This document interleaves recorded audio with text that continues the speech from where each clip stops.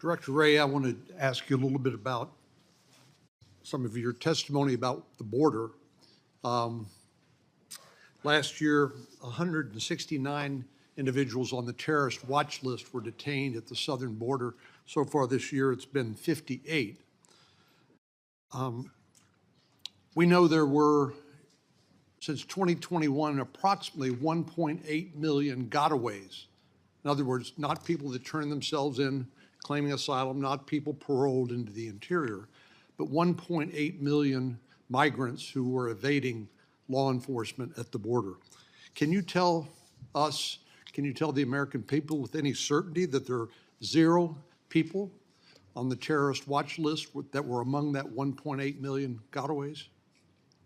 Well, what I would say is you, I think, rightly highlighted the kind of what you remember Secretary Rumsfeld used to refer to the known known, the known unknown, and the unknown unknown. And I think here, in many ways, the national security ramifications of the issues at the border are better reflected in some ways more by what we don't know about the people who snuck in, provided fake documents, or in some other way got in when there wasn't sufficient information available at the time they came in to connect the dots is almost more significant in our view than the actual number of so-called KSTs, because those people, for the most part, are stopped, detained, and processed appropriately.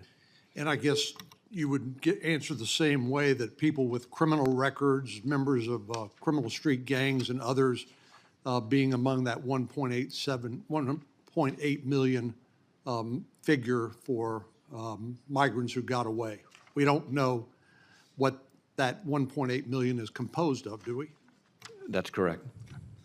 What we do know is that more than 37,000 Chinese nationals were detained at the U.S. southern border in 2023. That number's up 10 times over the earlier tally. And these individuals who were, of course, detained, sometimes they claim asylum, sometimes they're paroled into the interior. But again, we don't know how many Chinese nationals that may be among that 1.8 million gotaways that have made their way into the interior of the United States.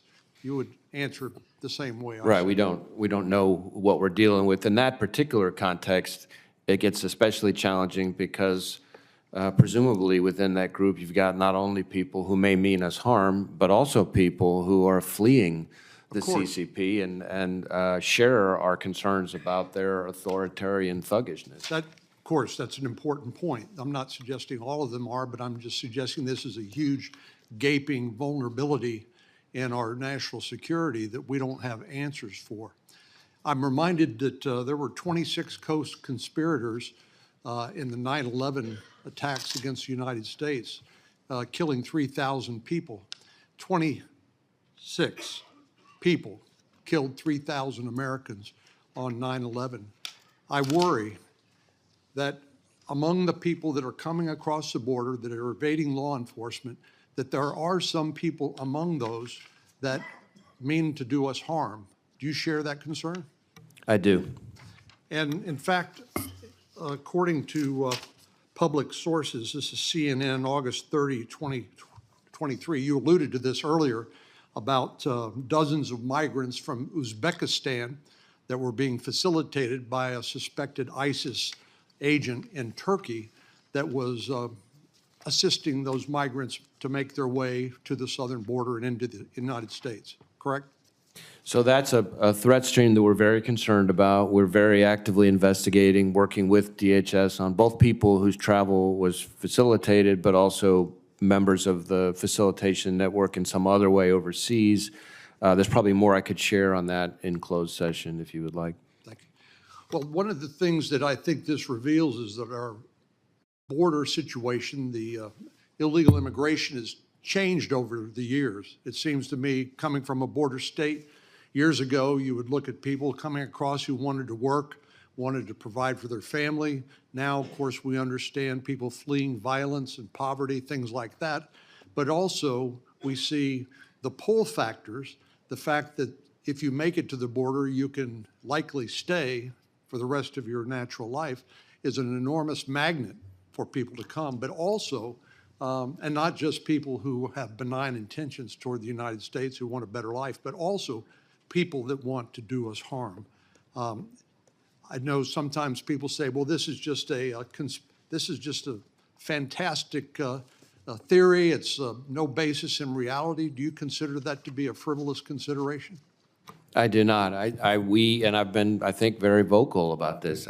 We, of course, are not responsible, FBI, for the physical security of the border. We work hard to be good partners with DHS on that. But there are a whole host of threats that emanate from the border, and some of them are criminal threats. We talked about fentanyl and violence. And then, of course, we have concerns that it could be a vulnerability that terrorist organizations could seek to exploit.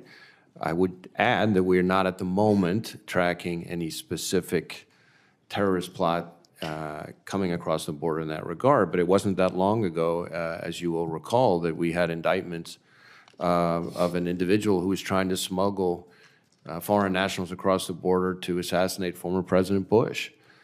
So it goes to your point that numbers are important, but numbers don't tell the whole story. It only takes a few people who can be responsible for a whole lot of harm. Senator Bennett.